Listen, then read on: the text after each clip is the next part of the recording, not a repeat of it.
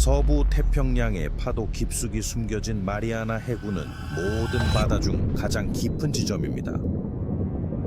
저것 좀 봐. 저게 보여? 저게 마치 파도가 밀려오는 것처럼 보였어. 2019년 5월 탐험가 빅터 베스코보는 지구상에서 가장 깊은 곳으로 알려진 미국 탐험가 빅터 베스코보가 마리아나 해구로 거의 11km 내려갔습니다. 마리아나 해구의 챌린저 딥을 향해 내려갔다. 하간계만 4시간이 넘게 걸린 이 여정은 그를 칠흑 같은 어둠 속으로 이끌었고 1m씩 깊어질 때마다 짓누르는 듯한 수압은 더욱 거세졌다. 아래 트립터리오 through the Imru Cape Search 생으로 포켓으로 해명합니다. 해수면에서 약 11km 아래 에베레스트 산의 높이보다도 더 깊은 곳에 이르러서야 그의 잠수정은 마침내 해저 바닥에 닿았다. 가압 처리된 작은 캡슐 밖의 환경은 가혹했다. 수압은 제곱인치당 16,000파운드를 넘어섰고 온도는 빙점 직전에 머물러 있었다. 수십억 년 동안 단 한 줄기의 햇빛조차 닿지 않았던 이곳은 화성 표면만큼이나 생명체에게 적대적인 세계였다.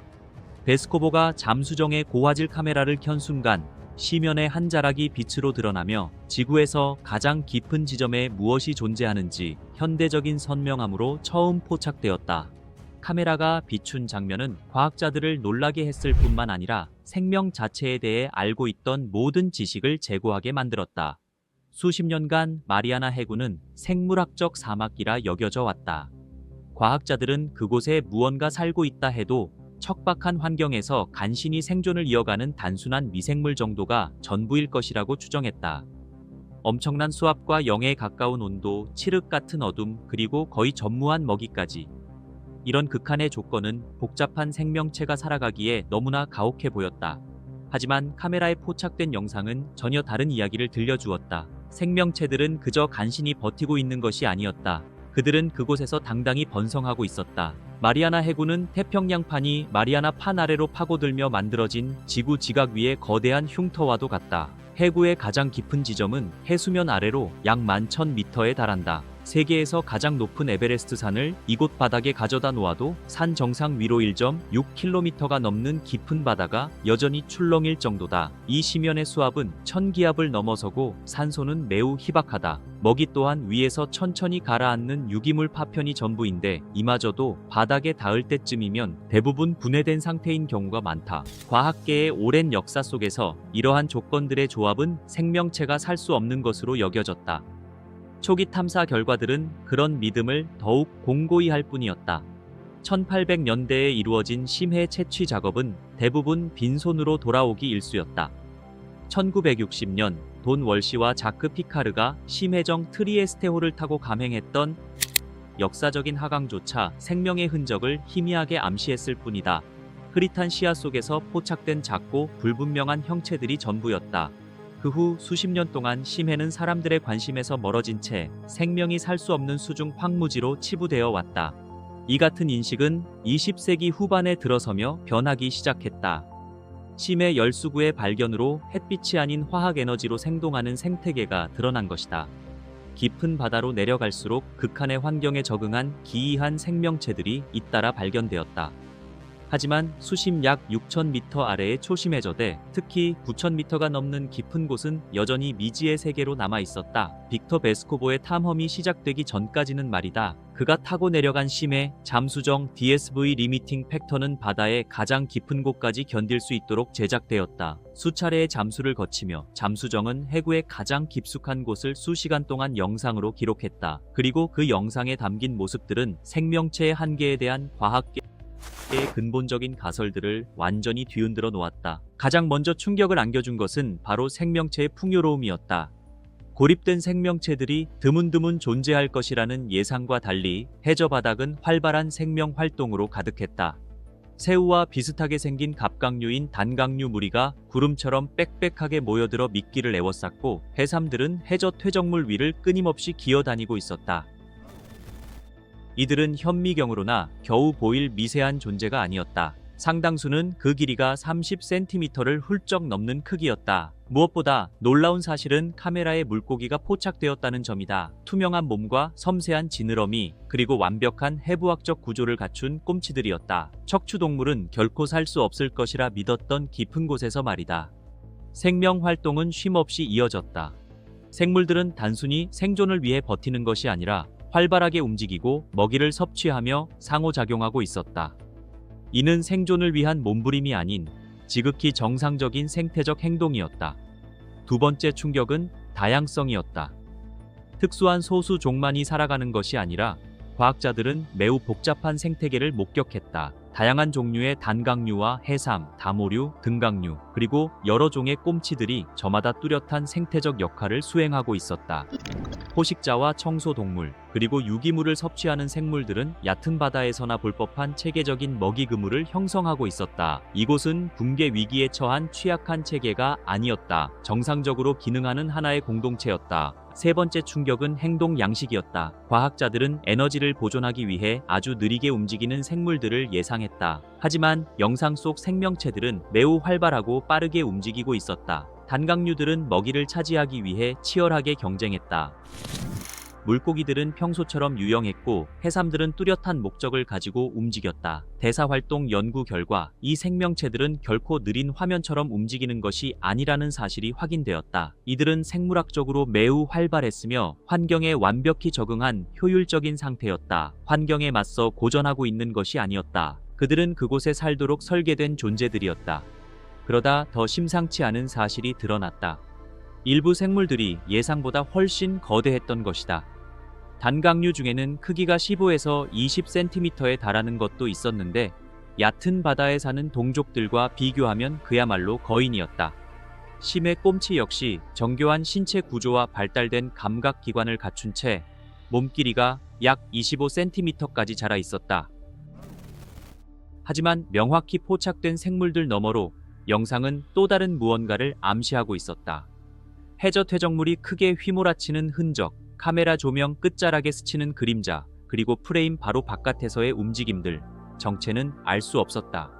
이 정도 깊이에 이미 상당한 크기의 생명체들이 살고 있다면 질문은 피할 수 없게 된다. 심해 생물이 도달할 수 있는 크기의 진정한 한계는 대체 어디까지일까? 작은 종들을 유인하는 빛과 미끼를 교묘히 피하는 더 크고 포착하기 힘든 존재가 숨어 있는 것은 아닐까? 그렇게 생각할 이유는 충분하다. 극한의 심해에서 수압은 모든 생명체에 동일하게 작용한다. 오히려 몸집이 크면 더 많은 에너지를 저장할 수 있어 먹이가 없는 긴 기간을 훨씬 잘 견뎌낼 수 있다. 주변에 널린 작은 생물들은 잠재적인 먹잇감이 된다. 실제로 음파 탐지기는 이 깊은 바다에서 정체 모를 이동 물체를 가끔 포착해 왔지만 대개 기계적 오류로 치부되곤 했다. 하지만 이제 그런 가설을 유지하기는 어렵다. 이 생태계가 실제한다는 사실을 확인했기 때문이다. 그리고 이곳은 우리가 목격한 것보다 훨씬 더 거대한 세상이다. 심해는 지구 서식지의 80% 이상을 차지하지만 지금까지 우리가 직접 관찰한 곳은 5%도 되지 않는다. 초심해대 하나만 해도 수만 제곱킬로미터에 달하며 그 대부분은 손길이 닿지 않은 곳이다. 베스코보가 포착한 장면은 그 세계의 아주 일부분일 뿐이다.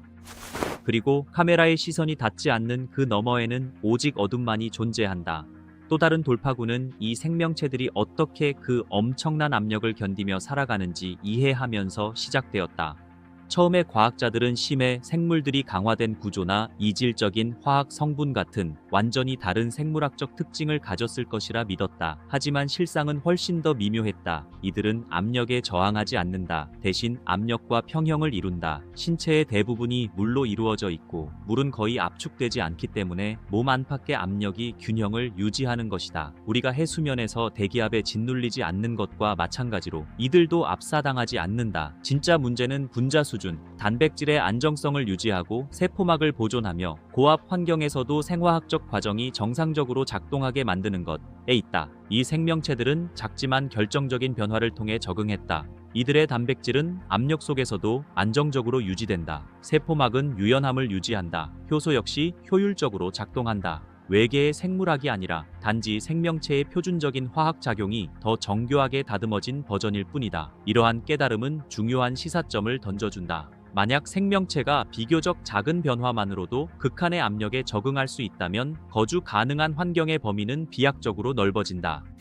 깊은 지하 세계나 얼어붙은 위성의 내부 혹은 고압의 외계 바다처럼 과거에 생존이 불가능하다고 여겼던 환경들이 더 이상 장벽이 아닐지도 모른다. 생명은 우리가 짐작했던 것보다 훨씬 더 적응력이 강했다. 하지만 여기 또 다른 미스터리가 있다. 이들은 에너지를 어디서 얻는 걸까? 심해에는 햇빛이 거의 닿지 않는다. 먹이는 주로 위에서부터 가라앉는 유기물자네. 즉 마린 스노우를 통해 공급된다. 하지만 계산 결과에 따르면 외부에서 유입되는 영양분만으로는 관찰된 생물량을 유지하기에 턱없이 부족하다. 그럼에도 이 생태계는 엄연히 존재하고 있다. 이는 우리가 아직 모르는 추가적인 에너지원이 존재함을 의미한다. 심해의 화학 합성, 박테리아나 열수 활동, 혹은 극도로 효율적인 영양분 재활용 시스템이 이 거대한 세계를 지탱하고 있을지도 모른다. 일부 과학자들은 이제 심해 생태계가 지표면보다 훨씬 더 효율적일 수 있다는 주장을 내놓고 있다. 에너지를 거의 낭비하지 않고 영양분을 더욱 완벽하게 재활용하며 아주 오랜 세월 동안 변함없는 안정성을 유지하기 때문이다. 이것이 사실이라면 지구 생명체에 대한 우리의 이해는 완전히 뒤바뀌게 된다. 그동안 생물학적 생산성의 중심이라 믿어왔던 햇빛 가득한 지표면이 사실은 심해보다 훨씬 불안정한 곳일지도 모른다는 것이다.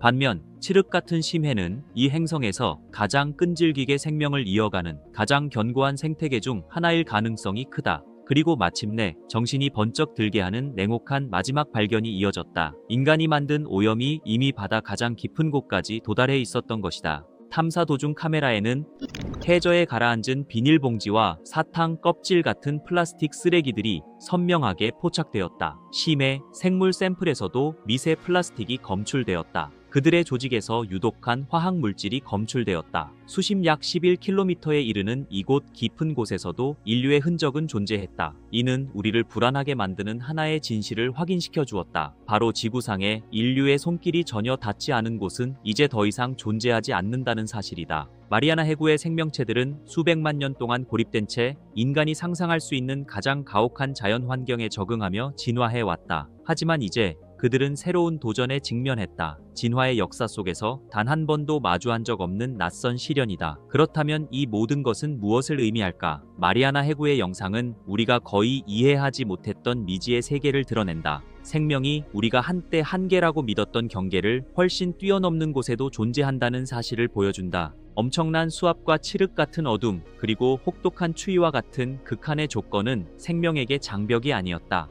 그것은 오직 생명만이 정복하고 다스릴 수 있는 또 다른 환경일 뿐이었다. 그리고 이는 우리가 이 행성을 얼마나 알지 못했는지를 다시금 일깨워준다. 심해는 지구 생물권의 대부분을 차지하고 있다. 하지만 우리는 여전히 그 거대한 세계의 아주 작은 부분만을 보았을 뿐이다.